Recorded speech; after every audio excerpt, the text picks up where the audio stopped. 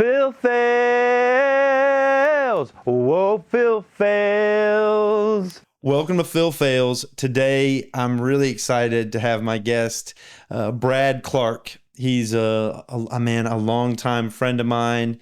And wave at everybody, Brad. Hey. Yeah. I'm excited to have Brad across from the chair here today. And today, Phil fails at teaching.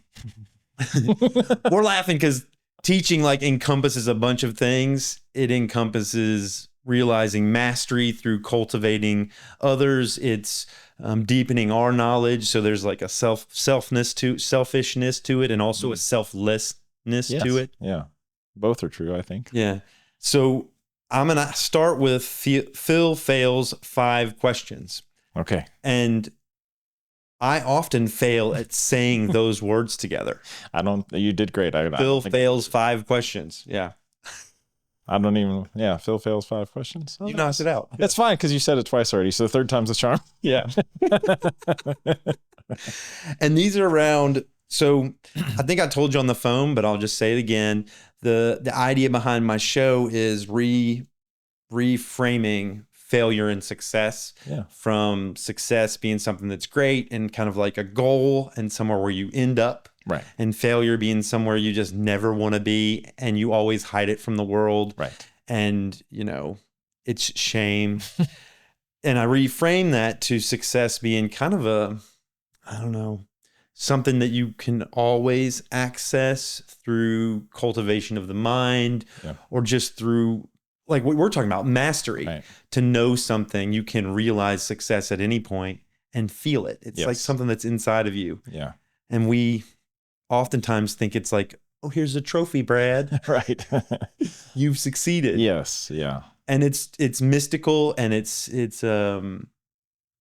fleeting, right? And then failure is really not failure at all. It's not starting or not doing. Yes. Whether you've discontinued the journey or you just never started. Yes. And everything in between is failure, synonymous with learning.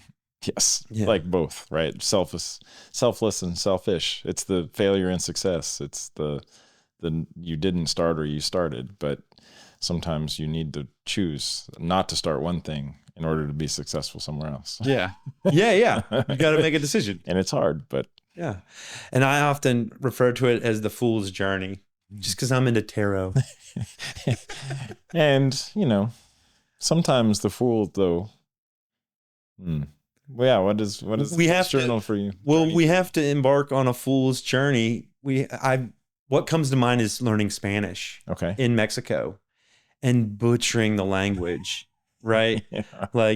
Absolutely butchering the language and being okay. That's like a courageous act. Yes. Yeah. To do something in an imperfect way and to know it's imperfect. Do it anyway. Yeah. That's what makes one a fool, I guess. Yeah. But it's fool in the most lighthearted, loving way. Yeah. Yeah. I think you could also frame it as not letting ego stop you from doing something. Oh, absolutely. You can't be a fool if ego stops you from trying. The reason I reframe it for myself and for others is because I want to invite acceptance and set expectations in a way that allows people to have that courage of starting to do something. Right. Don't let failure, imperfection stop you from doing something you really want to do. Yes. Yeah. Because you've heard Led Zeppelin 4, I'm not going to play drums. That's it. I can't reach that ever. I know what it sounds like. There's no way I'm ever going to play that good. Yeah. And you might not realize, whatever your true, beautiful expression of music is. Right. If you. What's funny is I think when we talked on the phone, when you called me about all this and you started to describe the failure and redefining it and not starting, and I had literally had that conversation with a friend who was struggling through some things less than 24 hours before that. So I was like, oh, well, this is really fitting. So I got it. Yeah, it is. It was exactly how I was thinking about it in talking with them. So it was just, serendipitous. Yeah. It's what brings you here to this chair. Yes, it is. Yeah. How could you say no to that? I'm like, well, I'm just going to finish this conversation with a new person. Yeah. Oh, I love that. Before these questions and before we started the show, we talked about areas in your life where you've kind of sought mastery. And part of that seeking mastery was teaching others, cultivating others within the same within the same artistic endeavor, whether that's martial arts, whether that's animation, whether that's parenting. And so we sum that up to teaching, even though it's way more than that. Yeah. And I'm going to ask you. We had to start somewhere. Yeah. I'm going to ask you the 5 questions. And the first one is, how would one fail at the Brad Clark brand of teaching? And remember, fail is like, what are the follies along the way? What are the, what are the trials and tribulations in teaching in your style? Teaching the Brad style. Yeah. Trademark. Yeah. I think to me, I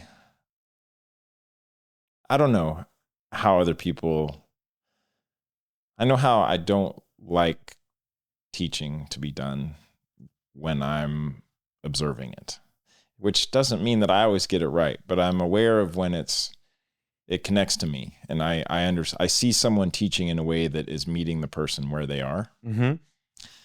And I think that is very difficult when it's more than one person at a time, but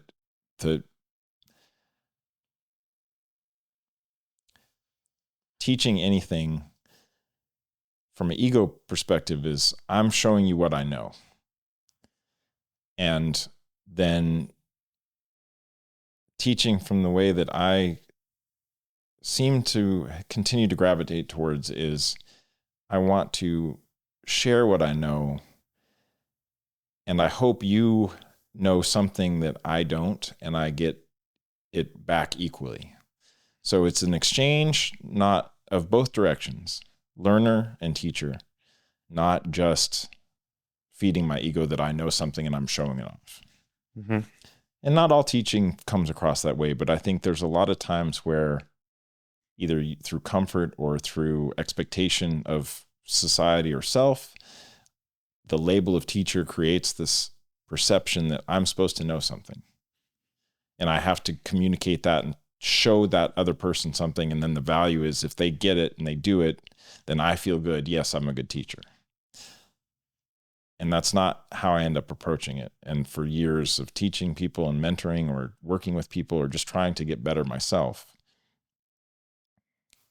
I don't ever think of it as, let me show you what I know. Look at me.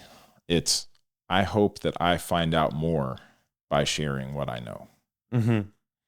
And that means for someone who's new to whatever it is being learned, animation, a new parent, whatever it is, it's more about an exchange of ideas and mutual respect, and also walking together towards getting better at something. And if I have some information, I can impart it, and through a new beginner, their questions or their acknowledgement of understanding, or their seeing them understand what you were explaining, fuels me back. It says, hey, I didn't think of that question, or they asked it in a way that I hadn't heard before, and I had to think about how to answer their question and not just re-say the thing I know. So if I understand correctly, there was a part of this, it's a one-on-one relationship. Yes. Because you said to fail at it, you would try to teach maybe 10 people. 10 people that, and not pay attention to where they are. Yeah, there's just this say, idea of, here's what I am. Look at me. Here's what I'm showing you. And then that's as far as the exchange goes. Because it's difficult to meet multiple people where they are. Yes. But it's possible. And it requires you to be highly aware of how they're receiving your message. Yeah. I think of martial arts, when you have a room full of folks all learning. Yes. And it would take a high degree of awareness, and also like languaging to give everybody, or maybe if you were teaching yoga or something, Right. you're like, how do I meet everybody here? And that's intimate. Yes. And for me, we mentioned, my quote unquote day job has been for a long time to work with artists and animators. And I teach through online communication, whether it's text or video, and people are all over the world, and their frame of reference, their understanding of things is colored by where they are in their region, how they grew up, what TV shows they watched, all of the information. There is a foundational language that everyone has to kind of get on board with, right? Mm-hmm. Martial arts, animation, whatever. There has to be a baseline, vocabulary for what it is you're trying to learn. Right. But beyond having shared language, you have to start considering who it is you're working with and what they're able to understand, why they may not be understanding something you're teaching, and also how to, in real time, adjust and adapt so that they do understand, that you leave them with actual knowledge and the exchange of figuring out how to communicate to them. Yeah. So that they can continue forward with what they're trying to do. Mm-hmm. Whether it's to be better at kicking or to be creative, just not be afraid of making something, including mistakes. But, all of this is about being creative or creating something in yourself. Martial arts is creativity. All of it is creating movement. It's creating, strength. It's creating confidence. It's creating everything that is art is saying, here, I am sharing something and exposing myself to the world. I like the word expression. Yeah. Like I could see a martial art expression. I could see a animation expression. Right. I could see what do I have to show? An inner expression through the action or through the experience. Yeah. The couple things that I heard as an answer to number one would be like to not be aware of everybody and where they are. Yes. To have some kind of unidirectional broadcast of the lesson without having some kind of And the other one was ego teaching, which is kind of teaching because I'm better than folks. Yes. And not having a share of ideas or an exchange of ideas. Yeah. Those are kind of like the failures, or people might. I think so. Yeah. And I don't always get, I fail at those too. Yeah. And sometimes it is, you feel good because it does. You go, oh, look, I do know something. And that's different than, you can be proud of what you know and the work that you've done to get there. Mm-hmm. But knowing that so can everyone else, including the people that you're working to teach something to. You can't assume that they don't know other things. Yeah. Like the thing that they know that you don't could easily amplify the thing you're trying to teach. Right. And you don't even know it until you have the exchange. Right. Then they answer a question, or they ask us a question, or they explain something in the way that they understand it, and you suddenly see from a different view. Mm-hmm. And I think the way I like to describe it lately for myself and just trying to talk about it to other people I'm working with is that it's a gem starts out as just the raw material, and you continue to cut facets in it and polish it. And the more facets, the more light comes in, the more you can see the shape, and the more facets, the more it's still the same thing that started out as, but it now lets more light in, and you have more views into what it is that you're looking at. Yeah.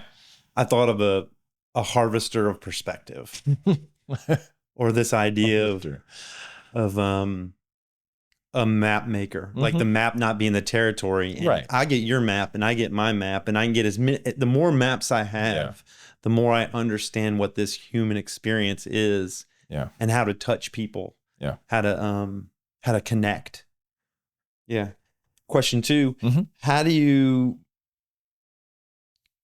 know when you're succeeding at teaching?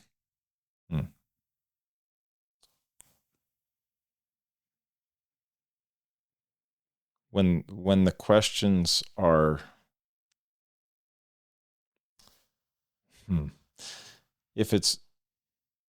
if I'm receiving questions, or I'm seeing results that show someone is thinking about what was talked about or said or taught. Mm-hmm. The same way when you say, to me, if art creation is successful, there is a emotional response. Positive, negative, doesn't matter. There's a response. It can be negative. They can hate it or they can love it, but at least there is a response. The worst is, I don't care about this. Yeah. Like gray paint. Yeah. It's just like, okay, you made something, all this work, and I don't care about it. For creation, for teaching is, you've done all this work, you've talked about all this stuff, and I don't care about it. You've missed why I'm trying to learn it. And so if there is someone taking that information and asking questions that are furthering the information exchange, then that's successful. Yeah. If there's someone who doesn't get it and admits they don't understand and then is willing to work to understand, then that's successful also. Because you created an atmosphere where someone feels safety to ask, and and I don't have the ego to get in the way of like, well, you should have just understood what I told you. It's like, oh, let me meet you. Why? Let me figure this out with you. And then, or seeing someone get it and then run with it and do something with it, which was the goal in the first place. They wanted to learn something to create themselves, or to be, to share something of themselves, or to deepen their own understanding, or get some, most people learn something because they need to accomplish something. Sometimes people learn things just to learn things. And even that is the process of accomplishing learning. Yeah. So you're trying to get some kind of goal. And if the goal is to paint a picture or to make animation, or to create something with your body, dance or martial arts or whatever, then if they understand it and re-express it in a way that shows that they actually did learn and hear you, then that's successful too. But it's not the success. Yeah. I would much rather have someone say, I don't know what you're talking about, but let's work together to figure it out, why I missed the mark or why I didn't get you what you needed, and touch success that way. Yeah. Versus thinking, well, I presented and then gray. It's in your inadequacy, or you're or thinking I did a good job and it's just gray. Like nothing comes of it. Yeah. Nothing comes of the teaching. No, nothing was changed, me included. That is failure. To have an impact on the audience, for them to be changed. I guess I think of experience as my teacher. Yeah. And so you're creating experiences that can transform people's. And myself, because I want to get insight into, was my thinking able to communicate with someone else? Was my idea shareable? And then was it something that continued to build, or did it just kind of fizzle out or create a negative reaction? Like, oh, this is awful. And then I think, well, great. Then I still have something to think about. But the gray is the worst. The no response. Yeah. The empty. Yeah.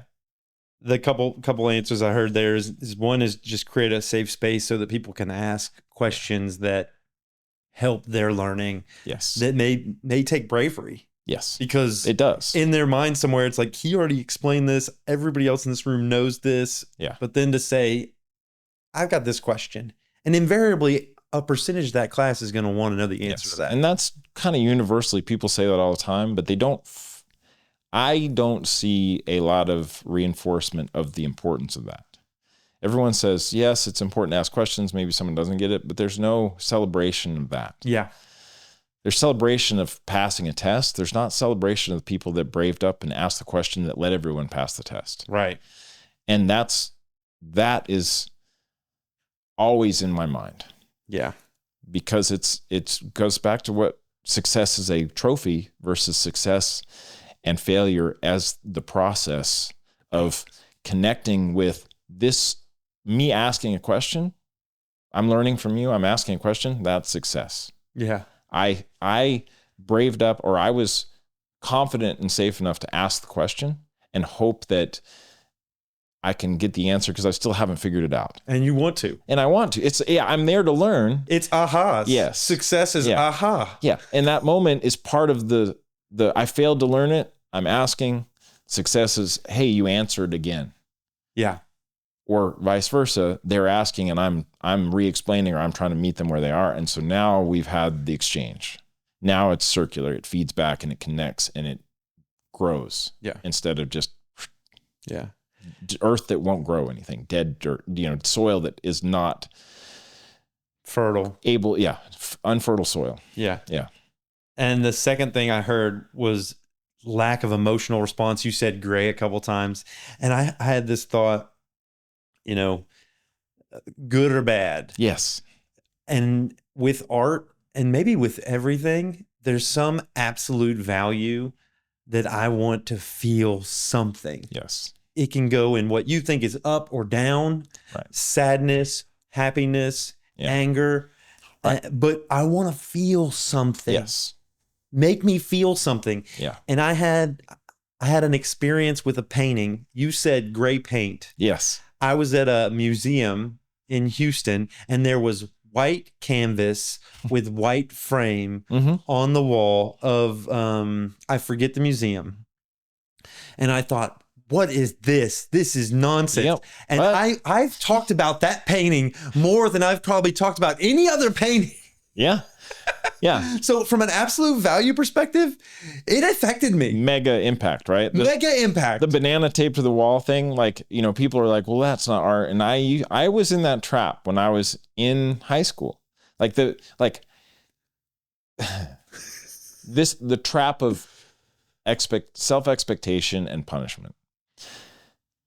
I wouldn't trust the process of just allowing myself to create. I had to no, it has to be this thing. Mm-hmm. I need it to be this thing. And if it's not, it's a failure for myself. Or it has to be commercial. I have to be able to I want to become an artist. It has to be what commercial art is. And I'd get in discussions / arguments with other classmates. And this is, high school art. So, advanced class, we're supposed to have these discussions, but I was so certain of it. And now I would just look back at myself and go, no, that was completely coming from the wrong place. Mm-hmm. It was coming from fear.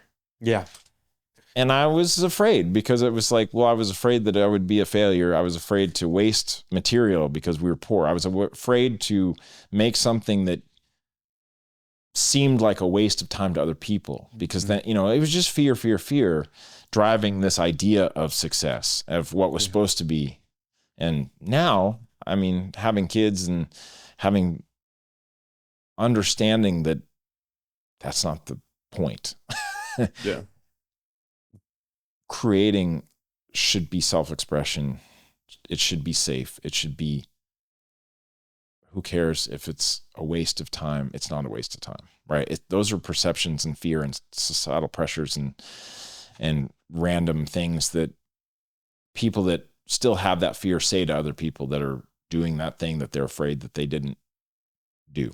Yeah. They didn't. I was never an artist. Don't what a wait, right? They push that fear onto others because they're still scared. Yeah. Of going through the failure time or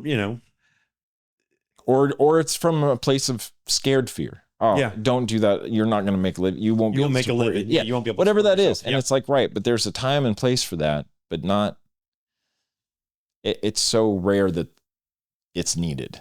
Mm-hmm. It's self-correcting. Yeah. You don't need to pass that on. You should, when you have that response, figure out why that's still in you and figure out how to burn it out. Immediately sign up for our class or go do something that you're completely afraid of that you shouldn't still carry around from something someone said to you when you were 6. Yeah. Yeah. Yeah. Question 3. How does this type of lifestyle improve who you are? I think you probably already answered this, but can you articulate again the fruit of this type of life? Yeah. I can think of easily some of the biggest and most important events in my life, or my closest friendships, or things that let me exist and still be here as a human, all attributed to being afraid, doing it anyway, and sharing. as the core of learning and teaching and exploring and adventuring into the world. Yeah. Because I spent a very long time being told by people that were afraid that I was not good enough. Mm. And I carried it way too long. And as I continue to shed that and add facets to my gemstone, I continue to let more light in. I cut more angles to look at things differently.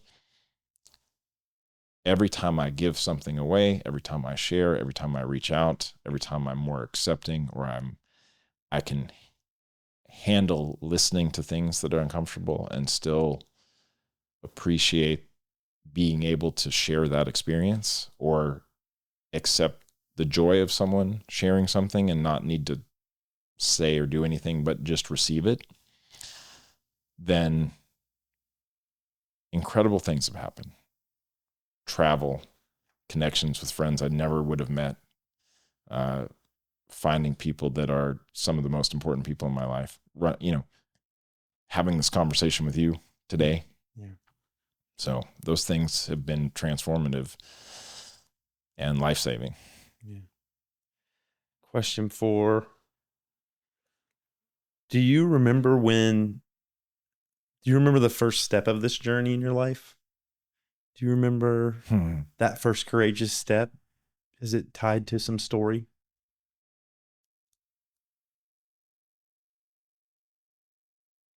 Several, maybe, but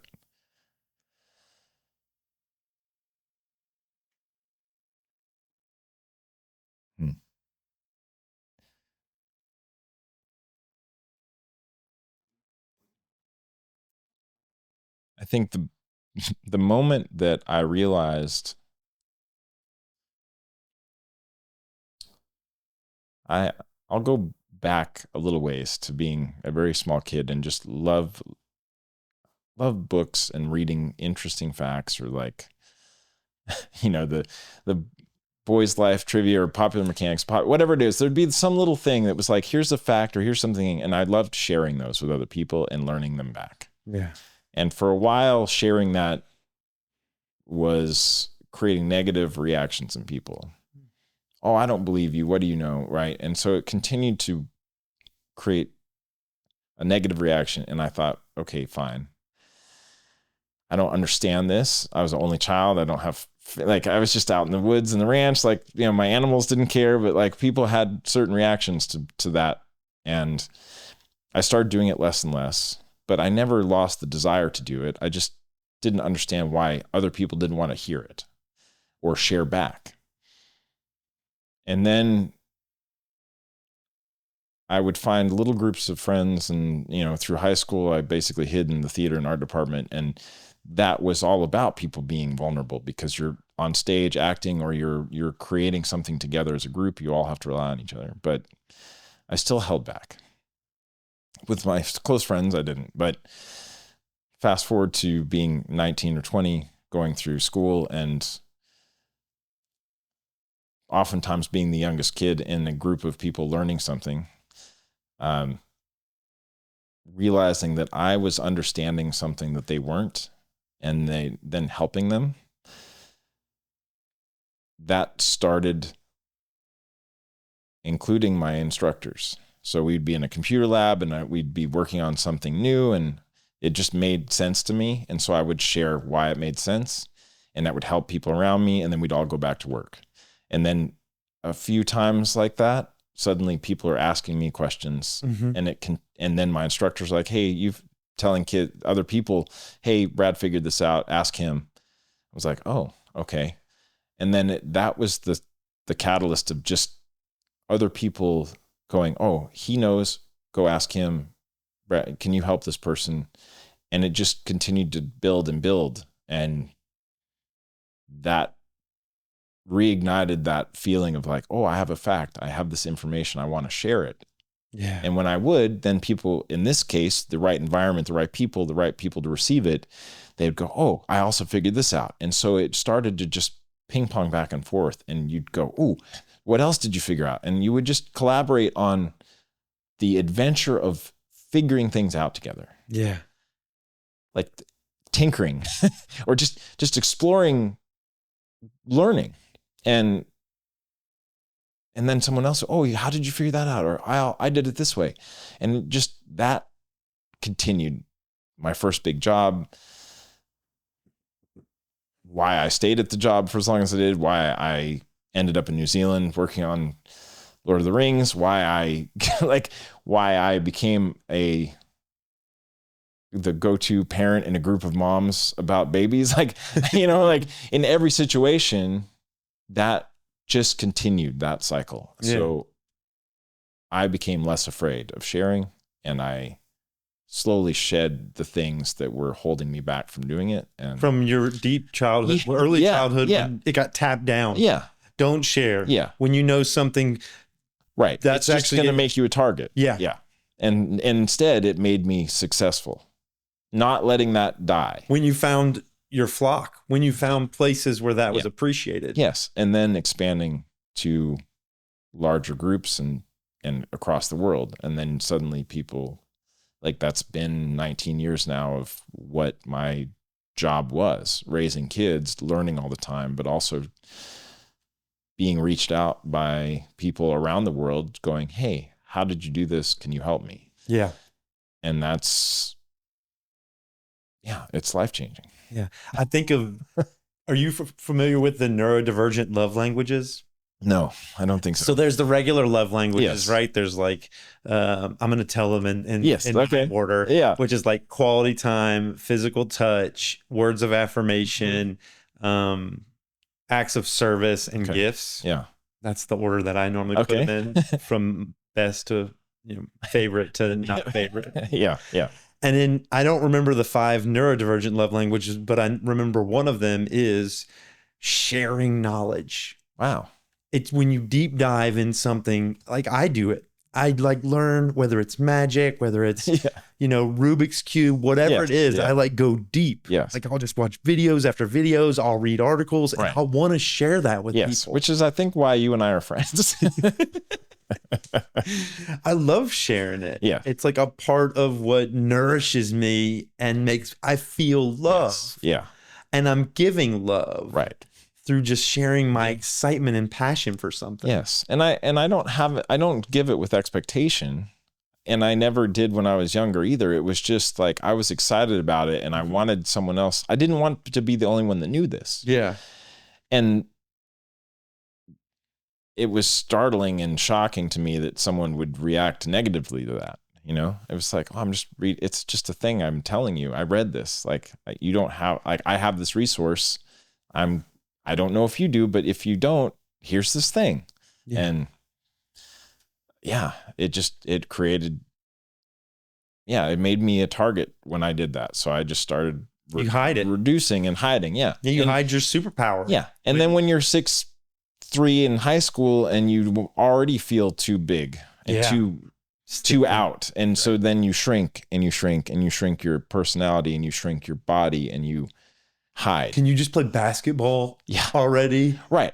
Which is all, it's like, no, I just want to make art, right? Like, like whatever expectation, like, why are you, whatever it is, it's like cutting through the noise and hearing that and keeping that spark that you yourself covered. Yeah. Which has been an incredible change in the last year, is finding that ember was still there, still glowing, and throwing as much fuel on it as fast as possible as I could. Yeah. I think we're on question 5. Okay. I improv these questions. I'm saying that to buy me some time. You're like, I have this list. I have 5 questions. I better think up the 5th question. Yeah. Man. Where do you draw inspiration, or where do you draw, like, what fuels your creativity? I think what we've described is when I share something that I'm working on, or if I'm nervous about sharing it, it usually means I should have shared it earlier. But just when I just tell the fear to sit beside me or be quiet for a minute and let me do it anyway. There's something about fear. It's fear. like go where there's a little fear. Yeah. Or trepidation, or just like, I'm using fear as a generic catch-all because it's like, it is both harmful and helping, right? It's both it's back to like the two-sided thing, success and failure. Mm-hmm. Fear keeps you from doing certain things that would really be harmful. But when it's assigned to the wrong reaction, wrong input, when it's fear of being yourself or fear of self-expression, it's self-limiting and it feeds back on itself. So for me, it's a generic like self-doubt, self-deprecation, worry, all of that, anxiety, however you want to label it. Fear is like the easiest to just grab onto as a word that people know. And so I think when I picture doing it anyway, I think, well, I'm stuck. I need to think, how do I restart the spark? How do I get inspiration to do something? I just don't want to do it. Well, sometimes you just do it anyway, whatever it is. And it just because you know the discipline, it needs to be done. It doesn't feel like inspiration, it's just the act of doing it, the act of starting, the act of committing to yourself to do it anyway, mm-hmm. tends to make everything better. Yeah. When I do that, the other side of it is when I share something or I get excited about something, or I find a new way to share something, or I find something new to learn in the area that I'm interested in, then that also reignites. Like seeing something that I'm familiar with from a new view mm-hmm. is a huge one, because it means that I had time to stop and look at something that I thought. And I use this example all the time in art. You give a crayon to a little kid and you say, draw a tree, and they draw something that maybe it looks like a tree, or it looks like something that is not just the tree, the brown stick and a little thing like the sun. May draw the sun, right? Like, whatever it is, they actually are looking at it. They're thinking about it. They don't have the icon built yet. Right. You ask a third grader, fourth grader, or an adult to draw a tree, and they draw the shape, the generic, the little logo, the emoji version of what it is, right? Right. Here, this is a tree. When I catch myself doing that, when I catch myself in martial arts, in parenting, in whatever it is, food, when I catch myself stamping out the icon, when it's the emoji, when it's the shape, when it's just without thought looking at the thing and going, I know what that is. How can I give my impression of this? How can I look at this differently and provide someone a new, fresh take? When I catch that, I go, ooh, I should relook at this to see what it is, not see what I've stored it as. Right. Tree. Oh, that's this. But what kind of tree? What color? When? What time of year is the tree? Right? Like all those questions can be applied to everything. Why am I in this position for martial arts? What is it? What could it do? I'm teaching the same person the same thing I've taught for 20 years. Why am I still saying it the same way? Is that valid? Is it changed? Did it change, but the foundational stuff still needs to be communicated? Can I do that better? So I try to, when I catch myself drawing the tree and not thinking about it, mm-hmm. re-looking at it. And the people that I draw inspiration from are the teachers that connect and give me that input. When they trigger that in me, hey, I noticed this, you should probably re-examine or relook, or they restart that fire a little bit. Yeah. So that's how it's the way I try to do it, and I fail quite often because it's you get in a routine and habit in all areas of your life because it's efficient. We're pretty efficient. Yeah. We have a lot going on, and so we start to just store things, and it's good enough, it's close enough, but when you're trying to get unstuck, take the thing that you are 100% sure of And I guarantee that's where you start. You'll suddenly realize you don't know anything about it. Right. You reread a book, you rewatch a movie. Have I ever watched this movie? I didn't understand this movie at all the first time I saw it. Whatever it is, like Right. just re-looking at the thing that you are so sure of, guaranteed to just create a whole new wave of thought and emotion and spark creativity. Yeah. I'm a seeker. A part of my life has been constantly seeking. And the way what you just shared resonated with me is I look for kind of the same kind of message through different voices because they all illuminate a different part of the tree. Yeah. But it's this tree. It's this knowledge, this wisdom, this like, I don't know, universal consciousness, just like shining another part of it that I needed to hear through a different face, or through a different language, or through a different, a different poem. Yes. Yeah. Yeah. And I think that's the beauty of teaching and learning is that when you share, you get exactly that. When you can be both the seeker and the sharer, then you can hear what those things that you've gone out and seek. Can you give that your voice, your lens, your understanding that you've uniquely created in your head? When you share that, you do that for other people, that you're just telling me that that's what you were looking for. Yeah. You add to the voices that other people can hear to get another view of their tree or another facet on the diamond or whatever it is. So it allows you to contribute to a greater whole when you share. And it's almost, I don't know how not to do it. Luckily, it never totally died. Right? I just moved it around and tried to hide it from the people that didn't want it. But it never stopped. Yeah. And when I meet people that are also that way, it is deeply, I'm grateful, because it's like, oh, I know you. Yeah. Yes. Yeah, I'm home. So yeah. Okay, those are the 5 questions. I've asked all 5 of them.